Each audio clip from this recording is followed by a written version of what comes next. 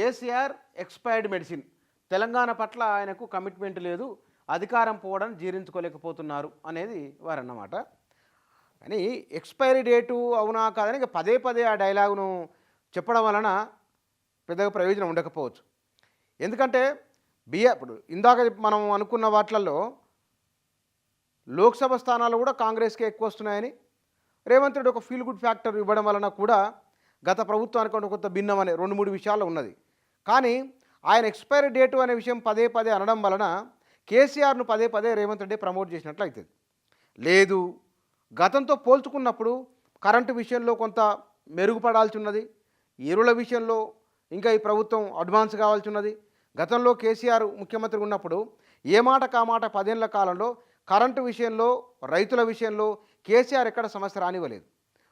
తెలంగాణ వచ్చిన కరెక్ట్ ఏడాది నరకల్లా చెప్పులు లైన్లో పెట్టి నిలబడే దాఖలాలు లేవు. ఎందుకు? యూరియా కోసమనో విత్తనాల కోసమనో రాలేదు.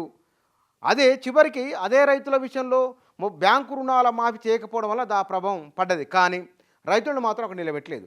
ఇక్కడ కరెంటు విషయంలో ఇప్పుడు అక్కడక్కడ ఏదైనా సరే ఒకరి నుంచి ఒకరికి మాటల రూపంలో వెళ్ళిపోయేదే అది చాలా పెద్ద ఇంపాక్ట్ చూపిస్తుంది.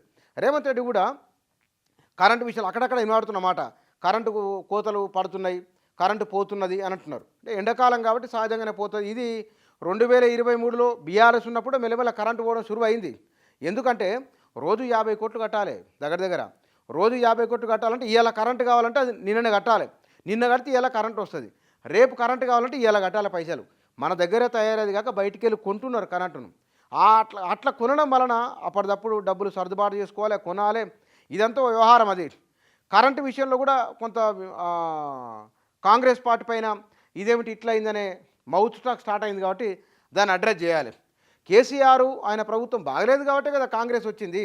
ప్రజలది పరిపాలన విధానాలు నచ్చకనే ఇట్లా కాదు మరో రకంగా ఉండాలనుకున్నారు కాబట్టి కాంగ్రెస్ పార్టీని అధికారంలోకి తీసుకొచ్చారు. పదే పదే కేసీఆర్ ఎక్స్పైర్డ్ మెడిసిన్ అనకుండా మీరు బలవర్ధకమైన మెడిసిన్ ఏమిటో, మీరు బలవర్ధకమైన టానిక్ ఏమిటో ప్రజలకు చెప్పండి, ప్రజలకు ఇవ్వండి, సరిపోతుంది. అది పదే పదే ఆయన బాగలేదు కాబట్టి ఎన్నికల్లో ఓడిపోయినరు.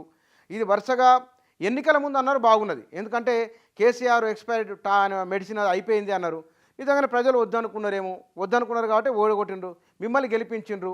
మీరు గెలిచిన విషయాన్ని లేదా వాళ్ళు ఓడిపోయినని పదే పదే చెప్పడం వలన కేసీఆర్ నాయకత్వం విఫలమైందని పదే పదే చెప్పడం వల్ల ప్రయోజనం లేదు. ఎందుకు? ఆయన నాయకత్వం విఫలమైంది కాబట్టి రేవంత్ రెడ్డి ముఖ్యమంత్రి అయ్యిండు. ఇప్పుడు మీరేం చేస్తారో చెప్పండి, మీరేం చేసి చెప్పుకుంటూ వెళ్ళిపోతే కనుక ఇమ్మీడియట్గా పోలిక అక్కడి నుంచి వస్తుంది. మునుపటి కంటే ఇది బాగున్నది.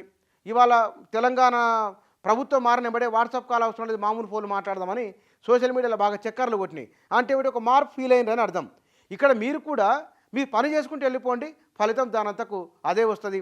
పదే పదే ఈ డైలాగ్ అనడం వల్ల పెద్దగా ప్రయోజనం ఉండదు.